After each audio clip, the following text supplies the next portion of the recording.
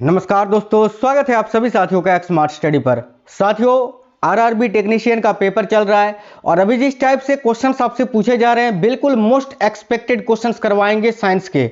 आज के इस वीडियो में टोटल 50 क्वेश्चंस रहेंगे और ये बहुत ही इंपॉर्टेंट और सिलेक्टेड क्वेश्चंस है अभी जिनका पेपर साथियों 26 के थर्ड शिफ्ट 27, 28, 29 और 30 दिसंबर को होने वाला है। साथियों, आप सभी के लिए रामबाण क्लास है। बहुत ही इंपॉर्टेंट और सिलेक्टेड क्वेश्चंस आपको आज के इस वीडियो में करवाएंगे। साइंस के सारे क्वेश्चन आपके एग्जाम पैटर्न पर आधारित एनसीईआरटी के हैं। तो आज की ये क्लास आपको कंप्लीट देख लेना है जिनका भी अभी पेपर बाकी है। आप सभी से रिक्वेस्ट है इस वीडियो को एक लाइक जरूर कर देना और साथियों अपने सभी दोस्तों के साथ जरूर शेयर करना। तो बिना समय गवाए शुरू करते हैं, देखते हैं सारे क्वेश्चन आंसर को। देखिए, पहला क्वेश्चन है, फलों में कौन सा हार्मोन विशेष रूप से अधिक होता है। बहुत इंपॉर्टेंट क्वेश्चन है। देखिए, जो फल होते हैं ना साथियों, फलों में कौन सा हार्मोन है जो विशेष रूप से अधिक होता है। याद रखिएगा, करेक्ट आंसर होगा साइटोकाइनिन, है ना। साइटोकाइनिन ये एक हार्मोन है, पादप हार्मोन है जो कि फलों और बीजों में, याद रखना, फल और बीज, ठीक है, फलों और बीजों में सबसे अधिक मात्रा में पाया जाता है। तो याद रखना, साइटोकाइनिन यहां आपका करेक्ट आंसर होगा, जो कि विशेष रूप से फल और बीज में सबसे अधिक पाया जाता है। तो ऑप्शन नंबर ए इस क्वेश्चन का करेक्ट आंसर हो जाएगा। अगला क्वेश्चन है, यदि किसी गोलीय दर्पण की फोकस दूरी दोगुनी कर दी जाए तो वक्रता त्रिज्या क्या होगा। साथियों देखिए, अगर किसी गोलीय दर्पण की फोकस दूरी को अगर आप दोगुनी कर दोगे ना, तो फिर जो उसका वक्रता त्रिज्या होगा वो भी दो गुना बढ़ जाएगा। क्योंकि साथियों F इक्वल टू क्या होता है, R/2, है ना। मान लेते हैं, देखिए यहां पर मान लेते हैं कि फोकस अगर आपको दिया हुआ है ना 20 सेंटीमीटर, तो उसका जो है वक्रता त्रिज्या आपका क्या हो जाएगा। साथियों, अगर फोकस आपको दी हुई है 20 सेंटीमीटर, तो भाई उसका वक्रता त्रिज्या क्या हो गया, इसका आधा हो जाएगा यानी 10 हो जाएगा। और उसी का जस्ट उल्टा यहां आपसे पूछा है कि यदि किसी गोलीय दर्पण की फोकस दूरी को दोगुनी कर दी जाए तो उसका जो दर्पण की जो वक्रता त्रिज्या है वो क्या होगी, तो दोगुनी हो जाएगी ना। तो करेक्ट आंसर होगा ऑप्शन नंबर सी, दोगुनी बढ़ जाएगी। आगे देखिए, नेक्स्ट क्वेश्चन है, नीचे दिए गए विकल्पों में से उस जीव को चुने जिसमें 3 कक्षीय हृदय होता है। बहुत इंपॉर्टेंट क्वेश्चन है ये, साथियों ध्यान से देखिएगा। तो इनमें से वो कौन सा विकल्प है जिसमें 3 कक्षीय हृदय है। तो देखिए, कबूतर की बात करें तो कबूतर में 4 कोष्ठीय हृदय होता है, 4 कोष्ठीय, ठीक है। मछली की बात करें तो मछली में 2 कोष्ठीय हृदय होता है। गिरगिट की बात करें तो इसमें 3 कोष्ठीय हृदय होता है और चीता में आपका 4 कोष्ठीय हृदय होता है। तो यहाँ पूछा है जिसमें 3 कक्षीय हृदय हो, तो गिरगिट, याद रखना ऑप्शन नंबर सी इस क्वेश्चन का करेक्ट आंसर हो जाएगा। साथियों, जितने भी उभयचर में आते हैं ना प्राणियां, उन सभी में 3 कोष्ठीय का हृदय होता है। तो ऑप्शन नंबर सी इस क्वेश्चन का करेक्ट होगा, गिरगिट। आगे देखिए, नेक्स्ट क्वेश्चन है, आकाश नीला क्यों दिखता है। तो भाई देखिए, आकाश नीला क्यों दिखाई देता है, राइट है ऑप्शन नंबर ए, निम्न तरंगदैर्घ्य के प्रकाश के प्रकिरणन के कारण। तो ऑप्शन नंबर ए करेक्ट होगा, निम्न तरंगदैर्घ्य के प्रकाश के प्रकिरणन के कारण जो है आकाश नीला दिखाई देता है। तो इस क्वेश्चन का करेक्ट आंसर होगा, याद रखना, प्रकाश के प्रकिरणन के बारे में तो आप सभी को पता है, लेकिन निम्न तरंगदैर्घ्य के प्रकाश के प्रकिरणन के कारण यह भी आपको याद रखना है। आगे देखिए, अगला क्वेश्चन है, क्या होता है जब जलीय सिल्वर नाइट्रेट को सोडियम क्लोराइड विलयन में मिलाया जाता है। साथियों, बहुत इंपॉर्टेंट क्वेश्चन है, तो ध्यान से देखिए, क्या होता है जब जलीय सिल्वर नाइट्रेट को सोडियम क्लोराइड विलयन में मिलाया जाता है। तो इसमें जो है ना, सिल्वर क्लोराइड का सफेद अवक्षेप बनता है। सिल्वर क्लोराइड का कौन से रंग का अवक्षेप, तो सफेद। ये पूछा जा रहा है, याद रखना, मैं करा रहा हूं, इसका मतलब ध्यान से मतलब इसको देखना है साथियों। बहुत ही इंपॉर्टेंट और एनालिसिस के साथ आपको करवा रहा हूं। मैं एनालिसिस आपको नहीं करवा सकता क्योंकि ये रूल के खिलाफ है, ठीक है। रेलवे ने साफ साफ मना कर रखा है, लेकिन एक्सपेक्टेड क्वेश्चंस आपको करवा सकते हैं। इसीलिए जो क्वेश्चंस करवा रहा हूं ध्यान से देखिएगा, इससे मिलते जुलते 100% क्वेश्चन आपको हूबहू देखने को मिलेंगे। तो क्या होता है जब जलीय सिल्वर नाइट्रेट को सोडियम क्लोराइड विलयन में मिलाया जाता है, तो सिल्वर क्लोराइड का सफेद अवक्षेप बनता है। डायरेक्ट आपको रंग भी पूछ लेगा तो आपको सफेद आंसर करना है, ये याद रखना। आगे देखिए, आवर्धन की इकाई क्या है। तो भाई आवर्धन की इकाई पूछा है, ध्यान से देखिएगा, आवर्धन की कोई भी इकाई नहीं होती है, आपको पता होगा, और नहीं पता था तो आज के बाद याद रखना कि इसकी कोई भी इकाई नहीं होती है। Option number D correct answer होगा। अगला क्वेश्चन है, निम्नलिखित में से किस जानवर के शरीर का तापमान वातावरण के तापमान पर निर्भर नहीं करता है। तो साथियों किसका तापमान वातावरण के तापमान पर निर्भर नहीं करेगा? तो याद रखिएगा पक्षी और स्तनधारी का। ऑप्शन नंबर डी इस क्वेश्चन के लिए आपका करेक्ट आंसर हो जाएगा। बाकी देखिए मछली स्तनधारी, ये तो स्तनधारी ये जोड़ा ही गलत हो गया। मछली का होता है लेकिन स्तनधारी भी है ना यहाँ जोड़ा में, यहाँ सरीसृप और पक्षी जोड़ लिया है, पक्षी और मछली जोड़ लिया है। याद रखा आपको ये बताना था कि कौन सा जोड़ा है जो कि शरीर वातावरण, देखिए वातावरण के तापमान पर निर्भर नहीं करता है। तो याद रखना पक्षी और स्तनधारी का करेक्ट आएगा option number D. Next question है निम्नलिखित तत्वों में से अर्ध धातुओं की सही जोड़ी का चयन करें। अब यहाँ पर अर्ध धातु ये लिखा गया है, शुद्ध हिंदी में इसका मतलब है उपधातु, यानी जिसको आप अंग्रेजी में बोलते हैं मेटलॉइड, है ना। तो मेटलॉइड हम किसको बोलते हैं? जिसमें धातु और अधातु दोनों का ही गुण पाया जाता है। कल मैंने इसके बारे में अच्छे से आपको बताया था डिटेल में। अब देखो निम्नलिखित तत्वों में से अर्ध धातुओं का सही जोड़ी का चयन करना है। तो यहाँ पर ऑप्शन नंबर सी में आप देख पा रहे हैं कि सिलिकॉन और जर्मेनियम है, जो कि दोनों ही उपधातु हैं, दोनों ही मेटलॉइड हैं। तो इस क्वेश्चन का राइट आंसर आपका ऑप्शन नंबर सी हो जाएगा। नेक्स्ट है भारत में आपूर्ति की जाने वाली आम घरेलू बिजली निम्नलिखित में से किसके द्वारा दी जाती है? तो भारत में आपूर्ति की जाने वाली आम घरेलू बिजली जो है वो किसके द्वारा दी जाती है? तो याद रखिए करेक्ट आएगा 220 वोल्ट और 50 हर्ट्ज के द्वारा। तो राइट आएगा ऑप्शन नंबर डी 220 वोल्ट और 50 हर्ट्ज, ये आपको याद रखना है। मस्से किसके कारण होते हैं? साथियों आपने देखा होगा शरीर में या फिर चेहरा में मस्सा हो जाता है गोल गोल का, ठीक है। इसे कई आकार के हो सकते हैं, कई कलर के हो सकते हैं, ये कलर और आकार इसका निश्चित नहीं होता है, लेकिन ये जो मस्सा होता है ये किसके कारण होता है? ये बहुत बड़ा फैक्ट है, बहुत बड़ा इंपॉर्टेंट, बहुत ज़्यादा इंपॉर्टेंट क्वेश्चन है। तो याद रखिए ये जो है विषाणु के कारण होता है। ये क्वेश्चन आपका अभी ग्रुप डी का पेपर हुआ था 2022 में, उसमें भी ये पूछा था। तो मस्से किसके कारण होते हैं? तो याद रखिए विषाणु यानी वायरस के कारण, ठीक है, याद रख लेंगे बिल्कुल। आगे देखिए अगला क्वेश्चन है, थोड़ा छोटा कर देते हैं ताकि चारों ऑप्शन आपको दिख सके, क्वेश्चन थोड़ा बड़ा है। देखिए भोजन के पाचन में पित्त लवण का क्या प्रभाव पड़ता है? बहुत इंपॉर्टेंट क्वेश्चन है। तो भाई भोजन के पाचन में पित्त लवण का क्या प्रभाव पड़ता है ये पूछा जा रहा है। तो ऑप्शन नंबर ए में लिखा हुआ है वे बड़े, देखिए वे बड़े बसा ग्लोब्यूल्स को छोटे ग्लोब्यूल्स में तोड़ देते हैं, यही तो सही है, ऑप्शन नंबर ए करेक्ट होगा। वे बड़े बसा ग्लोब्यूल्स को जो है ना छोटे ग्लोब्यूल्स में तोड़ देते हैं। तो यही आपका पाचन में पित्त लवण का सही कार्य होता है। तो करेक्ट आएगा ऑप्शन नंबर ए, ठीक है। चलिए नेक्स्ट क्वेश्चन देखिए, भीषण सर्दी में ठंडे देशों में पानी की पाइपें फट जाती हैं, क्यों? अब देखिएगा भीषण सर्दी में ठंडे देशों में पानी की पाइपें फट जाती हैं, क्यों? तो याद रखना ऑप्शन नंबर ए, क्योंकि जमने पर पानी जब जमता है तो वो फैलता है ना, याद रखिए क्योंकि जमने पर पानी फैलता है, इस कारण पाइपें फट जाती है। सिंपल क्वेश्चन था ये, तो ऑप्शन नंबर ए करेक्ट होगा। आगे देखिए निम्न में से किस रसायन के कारण पटाखा फूटने से चमकदार लाल रंग दिखाई देता है? तो इनमें से कौन सा रसायन है जिसके कारण पटाखों में या आतिशबाजी में लाल रंग दिखाई देता है? तो स्ट्रांसियम के कारण, ऑप्शन नंबर डी। और आतिशबाजी में जो हरा रंग दिखता है वो बेरियम के कारण दिखता है, यह भी आपको याद रखना है। अगला क्वेश्चन है, यदि धरती की घूर्णन गति बढ़ा दी जाए तब भूमध्य रेखा पर पिंड के भार का क्या होगा?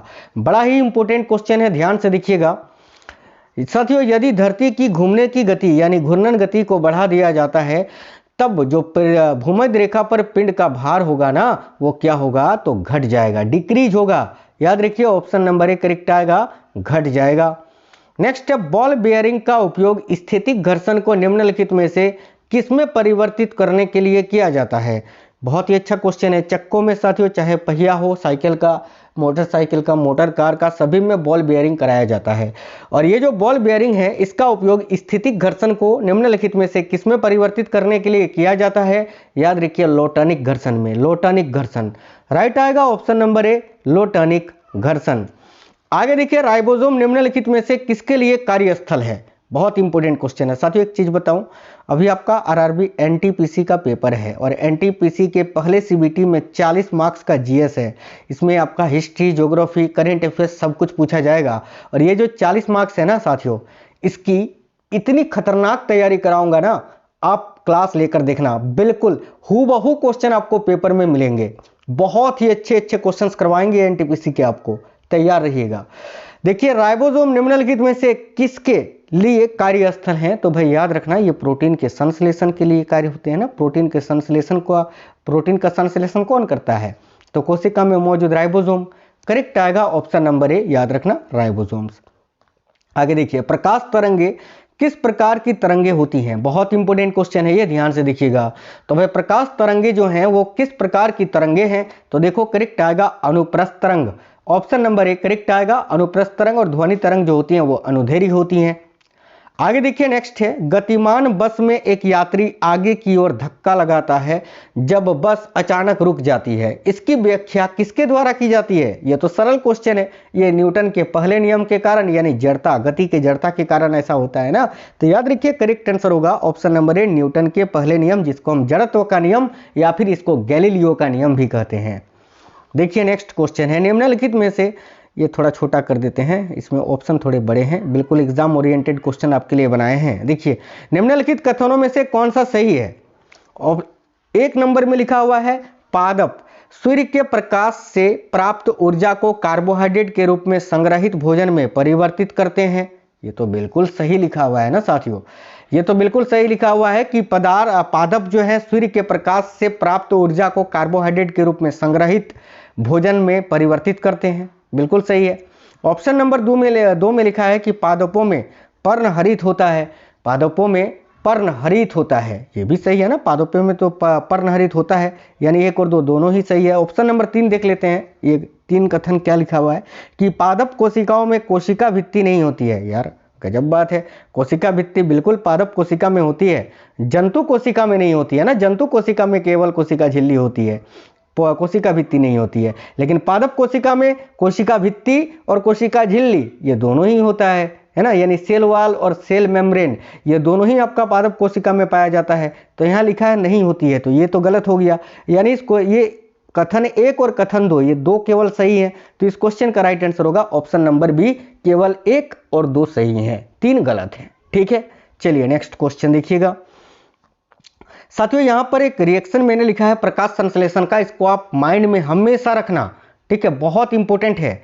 देखिए 6 कार्बन डाइऑक्साइड के अणु और 6 जल के अणु मिलकर प्लस सूर्य के प्रकाश मिलकर क्या उत्पाद करते हैं? तो याद रखना ये ग्लूकोज और 6 ऑक्सीजन को जो है यहाँ पर ये निर्माण करते हैं। इस इक्वेशन को आप, इस समीकरण को याद रखना, ये प्रकाश संश्लेषण का रिएक्शन का जो समीकरण है आपका वो यहाँ पर दर्शाया गया है। मैंने यहाँ पर खास तौर पे लिखा है क्योंकि ये आपसे पूछा जा सकता है। चलिए आगे देखिएगा, अगला क्वेश्चन है, आहार नली में अंगों द्वारा स्रावित कौन सा रस वसा के पाचन में महत्वपूर्ण भूमिका निभाता है? तो देखिए आहार नली में अंगों द्वारा स्रावित कौन सा रस है जो वसा के पाचन में महत्वपूर्ण भूमिका निभाता है? तो याद रखिएगा पित्तरस और अग्नाशयी रस। ठीक है, ऑप्शन नंबर सी इस क्वेश्चन का करेक्ट आंसर होगा। यहाँ हाइड्रोक्लोरिक अम्ल और श्लेष्म बिल्कुल भी गलत हो जाएगा आपका। क्वेश्चन में पूछा यह है कि आहार नली में अंगों द्वारा स्रावित कौन सा रस वसा के पाचन में महत्वपूर्ण भूमिका निभाता है? तो पित्तरस और अग्नाशयी रस, याद रखिएगा। देखिए अगला क्वेश्चन है, कौन सा जीव त्वचा से सांस लेता है? तो साथियों यहाँ केंचुआ आपको दिख रहा है ना, केंचुआ ये जो है त्वचा से सांस लेता है, तो ऑप्शन नंबर बी करेक्ट होगा, केंचुआ। आगे देखिए निम्नलिखित में से किस जलीय जंतु में गलफड़े नहीं होती हैं? तो इनमें से कौन सा जलीय जंतु है जिसमें गलफड़े नहीं होते हैं? तो ध्यान से देखिए इस क्वेश्चन का करेक्ट आंसर क्या हो जाएगा? तो यहाँ आपका करेक्ट आंसर होगा साथियों व्हेल। देखिए व्हेल स्तनधारी होता है और ये फेफड़ा से सांस लेता है साथियों, ये जो है ना लंग्स यानी फेफड़ा से सांस लेता है, याद रखना व्हेल है ना। बाकी ऑक्टोपस, स्क्विड, इसके अलावा क्लाउन फिश ये सभी गलफड़े, इन सभी में गलफड़े होते हैं, लेकिन व्हेल में जो है ना गलफड़ा नहीं होता है, ये फेफड़ा से सांस लेता है, ये आपको याद रखना है। तो ऑप्शन नंबर डी इस क्वेश्चन का करेक्ट आंसर हो जाएगा। आगे देखिए निम्नलिखित में से कौन सा अंग एक प्रोकैरियोटिक कोशिका में समानता दिखाता है? तो प्रोकैरियोटिक कोशिका में इनमें से कौन सा अंग है जो समानता दिखाता है, ये पूछा जा रहा है। तो देखिए प्रोकैरियोटिक कोशिका में क्लोरोप्लास्ट और माइटोकॉन्ड्रिया दोनों ही होते हैं। ऑप्शन नंबर सी इस क्वेश्चन का करेक्ट आंसर आपका हो जाएगा। कुछ प्रोकैरियोटिक कोशिका ऐसे होते हैं जो कि प्रकाश संश्लेषण कर सकते हैं, याद रखना है आपको। तो इसमें क्लोरोप्लास्ट और माइटोकॉन्ड्रिया दोनों ही होते हैं, तो यहाँ आपका करेक्ट आंसर होगा ऑप्शन नंबर सी। ठीक है, चलिए आगे देखिए नेक्स्ट क्वेश्चन ये रहा, पृथ्वी के किस बिंदु पर गुरुत्वाकर्षण नहीं होता? तो भाई पृथ्वी का कौन सा बिंदु है? बिल्कुल मध्य में ना, यानी पृथ्वी के बिल्कुल केंद्र में, तो करेक्ट आएगा ऑप्शन नंबर डी, पृथ्वी के केंद्र पर, याद रखना है। आगे देखिए, इनमें से क्या रक्त स्कंदन में सहायक होता है? तो रक्त के स्कंदन में सहायक कौन सा विटामिन होता है? विटामिन के होता है ना। देखिए करेक्ट आएगा ऑप्शन नंबर सी, विटामिन के। आगे देखिए, मानव नेत्र में फोकसन इनमें से किसके द्वारा किया जाता है? काफी अच्छा क्वेश्चन है। तो मानव नेत्र में फोकसन जो है ना, याद रखना, नेत्र के लेंस की उत्तलता में परिवर्तित करते हुए या परिवर्तन के द्वारा किया जाता है। तो यहां करेक्ट आंसर हो जाएगा ऑप्शन नंबर सी। अगला क्वेश्चन है आपका, एक शुद्ध अर्धचालक में त्रिसंयोजी अशुद्धता को मिलाने पर अनेक किसका निर्माण होता है? यह भी क्वेश्चन बहुत इंपॉर्टेंट है। एक शुद्ध अर्धचालक में त्रिसंयोजी अशुद्धता को मिलाने पर अनेक छिद्र का निर्माण होता है साथियों, छिद्र का, याद रखना, अनेक छिद्र का निर्माण होता है। करेक्ट है ऑप्शन नंबर सी। आप बोलोगे सर पीरियोडिक टेबल के क्वेश्चन क्यों नहीं करवा रहे, पूछे ही नहीं जा रहे हैं, तो क्या करवा के ही कोई फायदा ही नहीं है। एएलपी में भी नहीं पूछा गया, जेई में भी नहीं पूछा गया, और आपका अभी टेक्नीशियन में भी नहीं पूछा जा रहा है, तो क्या फ़ायदा करा के, और क्या फ़ायदा आप उसको पढ़ के अभी क्या करोगे? उससे अच्छा दूसरा कुछ पढ़ लो, है ना। चलिए, विद्युत धारा का पता लगाने के लिए उपयोग किया जाने वाला उपकरण कौन सा है? तो भाई विद्युत धारा का पता लगाने के लिए उपयोग किया जाने वाला जो उपकरण है वो कौन सा है? गैल्वेनोमीटर है ना। ऑप्शन नंबर ए करेक्ट आएगा, गैल्वेनोमीटर। आगे देखिए, बहुत इंपॉर्टेंट क्वेश्चन है, जमीन से, बिल्कुल एग्जाम ओरिएंटेड क्वेश्चन है, जो क्वेश्चन आपसे पूछे जा रहे हैं। अब देखो ये क्वेश्चन जैसे कि मैंने लिया है, बोलोगे सर ये क्वेश्चन नहीं आया, यार सेम क्वेश्चन थोड़ी है। मान लेते हैं 20 मीटर है तो वहाँ आपको 10 मीटर लिखेगा, 50 मीटर लिखेगा, लेकिन क्वेश्चन का लेवल वही है जो मैं आपको करवा रहा हूँ। ध्यान से देखिएगा, जमीन से 20 मीटर की ऊंचाई पर रखे गए 10 kg द्रव्यमान की स्थिर वस्तु को कितनी ऊर्जा होगी, जहां पर जी का मान जो है आपको लेना है 10 मीटर पर सेकंड स्क्वायर। ठीक है, अब देखिए यहाँ पे आपको क्या बोला गया है कि जमीन से 20 मीटर की ऊंचाई पर रखे गए 10 kg द्रव्यमान की स्थिर वस्तु में कितनी ऊर्जा होगी, यानी आपको स्थितिज ऊर्जा निकालना है। तो स्थितिज ऊर्जा यानी पोटेंशियल एनर्जी बराबर क्या होता है? mgh, है ना, mgh। तो यहाँ पर लगाइए फार्मूला, m यानी देखिए द्रव्यमान आपको कितना दिया हुआ है, तो 10 kg, तो 10 गुने यहाँ पर आपको जो है ना g का मान कितना दिया हुआ है साथियों, तो देखिए 10 मीटर पर सेकंड स्क्वायर दिया हुआ है, तो 10 यहाँ हम लिखेंगे। और यहाँ पर जो आपको जो देखिए यहाँ पर जो ऊंचाई दी हुई है ना, ऊंचाई दी हुई है 20 मीटर, तो 20 मीटर यहाँ हम रखेंगे। इनको जब आप गुना करोगे ना, इन तीनों को मल्टीपल करोगे तो कितना आएगा? 2000 जूल आएगा। अब बोलोगे सर 2000 जूल तो ऑप्शन में नहीं है, तो थोड़ा सा कॉमन सेंस लगाओ ना, यहाँ केजी भी तो ऑप्शन में है ना, तो यहाँ पर जूल को आप केजी में बदल दो ना, जूल को केजी में बदल दो। आप बोलोगे सर केजी में बदलने के लिए क्या करेंगे, तो जूल को केजी में बदलने के लिए उसको 1000 से आप डिवाइड करोगे, यानी 1000 से भाग दोगे, 3 जीरो से 3 जीरो आपका कट जाएगा, बच कर रह जाएगा 2, और ये 2 केजी हो जाएगा। जो 2000 जूल था वो आपका 2 केजी हो गया। तो यहाँ आप आंसर करोगे ऑप्शन नंबर डी, 2 केजी। मजा आया ना? बिल्कुल, ऑप्शन नंबर डी इस क्वेश्चन का करेक्ट आंसर होगा। सिंपली ऐसे आप इसको सॉल्व कर सकते हो। चलिए आगे देखते हैं, अगला क्वेश्चन ये रहा। क्वेश्चन में बोला गया है कि 16 वोल्ट के विभवांतर वाले दो बिंदुओं के पार 5 कूलम के आवेश को स्थानांतरित करने में कितना कार्य होता है? अब कार्य बराबर क्या होता है? कार्य बराबर होता है साथियों, यानी W बराबर होता है आपका आवेश यानी Q इंटू विभवांतर यानी V। सिंपल से निकाल दीजिए आप, कार्य ही तो आपको निकालना है। देखिए यहाँ Q यानी कूलम का मान आपको कितना दिया हुआ है, आवेश का मान कितना है, तो 5 कूलम है, और आपको जो है ना विभवांतर कितना दिया हुआ है, 16 दिया हुआ है। 16 पचे कितना होता है, 16 पंजे होता है 80। तो यहाँ आपका आंसर हो जाएगा ना 80 जूल, ऑप्शन नंबर डी। बिल्कुल इसी टाइप के न्यूमेरिकल आपसे पूछे जा रहे हैं, ज़्यादा टेंशन दिमाग में मत पालना, क्वेश्चन बिल्कुल अच्छे पूछे जाएंगे, पेपर आपका बहुत ही अच्छा होगा। Option number D correct answer हो जाएगा। आगे देखिए, फेरस सल्फेट क्रिस्टल का रंग कैसा होता है? ये बहुत इंपॉर्टेंट क्वेश्चन है, ध्यान से देखिए। फेरस सल्फेट क्रिस्टल का जो रंग होता है वो कैसा होता है? याद रखिएगा, हरा होता है साथियों, ग्रीन होता है, हरा। Option number D. आगे देखिए, नेक्स्ट क्वेश्चन है, श्वसन किस प्रकार की अभिक्रिया है? देखिए श्वसन जो है ये किस प्रकार की अभिक्रिया है, तो साथियों ये ऊष्माक्षेपी अभिक्रिया है। याद रखना, ऊष्माक्षेपी अभिक्रिया। साथियों वीडियो को लाइक नहीं किया है तो प्लीज लाइक करना और अपने सभी दोस्तों के साथ शेयर करना। नेक्स्ट है, सिल्वर क्लोराइड का रंग क्या होता है। देखिए सिल्वर क्लोराइड का जो रंग होता है वो किस प्रकार से होता है ये पूछा जा रहा है। तो याद रखना सिल्वर क्लोराइड का जो रंग होता है ना साथियों, ये श्वेत रंग का होता है, सफेद रंग का होता है। ऑप्शन नंबर 1 करेक्ट आएगा। आगे देखिए निम्नलिखित में से कौन द्विविस्थापन अभिक्रिया है। तो भाई द्विविस्थापन अभिक्रिया किसको बोलते हैं, जिसमें आयनों का आदान प्रदान होता है। सरल है ना। तो द्विविस्थापन अभिक्रिया इनमें से कौन सा है, चलिए देखते हैं। तो यहाँ ऑप्शन नंबर ए में आप देख पा रहे हैं कि हाइड्रोजन और ऑक्सीजन मिलकर जल बन रहा है, यानी ये तो भाई संयोजन अभिक्रिया हो गया ना। दो तत्व या दो पदार्थ मिलकर एक पदार्थ बना रहा है, यानी ये संयोजन अभिक्रिया है। ऑप्शन नंबर बी में भी ये आपका संयोजन अभिक्रिया का उदाहरण है। ऑप्शन नंबर डी में भी संयोजन अभिक्रिया का उदाहरण है। लेकिन ऑप्शन नंबर सी में आप देख लो, यहाँ पर आयनों का आदान प्रदान हो रहा है। ये देखो ना, आयनों का आदान प्रदान हो रहा है ना भाई। तो ये डबल डिस्प्लेसमेंट यानी आपका जो है द्विविस्थापन अभिक्रिया है। तो यहाँ आपका आंसर क्या होगा, ऑप्शन नंबर सी होगा। आगे देखिए जिंक प्लस कॉपर सल्फेट, ठीक है, जिंक प्लस कॉपर सल्फेट मिलकर जिंक, देखिए जिंक सल्फेट और कॉपर बना रहे हैं। तो ये जो रासायनिक अभिक्रिया है वो किस प्रकार की रासायनिक अभिक्रिया है ये आपको बताना है। तो यहाँ पर आप देख पा रहे हैं कि सिंगल डिस्प्लेसमेंट हो रहा है ना। देखो यहाँ जिंक कॉपर सल्फेट से आपका कॉपर अलग हो गया और ये जिंक जो है ये सल्फेट, यानी ये जिंक जो है जिंक सल्फेट बन गया। तो यहाँ पर केवल एक ही विस्थापित हुआ ना, केवल एक ही विस्थापित हुआ।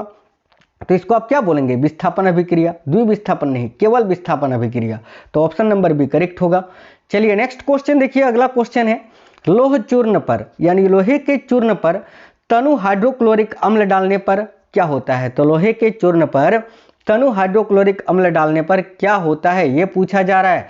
तो भाई यहाँ पर जो है ना साथियों, देखिए यहाँ पर अगर बात करते हैं तो क्वेश्चन जब आप पढ़ोगे तो कहीं ना कहीं आपको इतना आइडिया जरूर लग जाएगा। तो लोह चूर्ण यानी लोहा की किसी धातु की अभिक्रिया आप किसी अम्ल के साथ करा रहे हैं। और साथियों आप जानते हैं ये अच्छी तरह से कि जब किसी धातु की अभिक्रिया किसी अम्ल के साथ कराते हैं तो आपको क्या मिलता है, एक तो लवण मिलता है और हाइड्रोजन गैस मिलता है। यही मिलता है ना भाई, जब आप धातु की अभिक्रिया किसी अम्ल से कराते हैं। तो यहाँ लोहा चूर्ण ये धातु है, हाइड्रोक्लोरिक अम्ल आपका अम्ल है।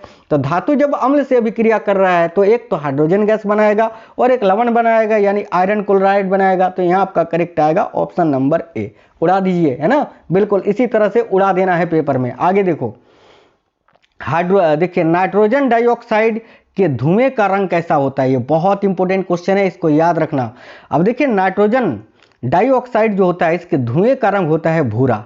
कैसा होता है, भूरा होता है। ऑप्शन नंबर 1 करेक्ट आएगा। आगे देखिए निम्नलिखित में से कौन बेकिंग पाउडर है। बेकिंग पाउडर किसका उदाहरण है। तो बेकिंग पाउडर की बात की जा रही है यहाँ।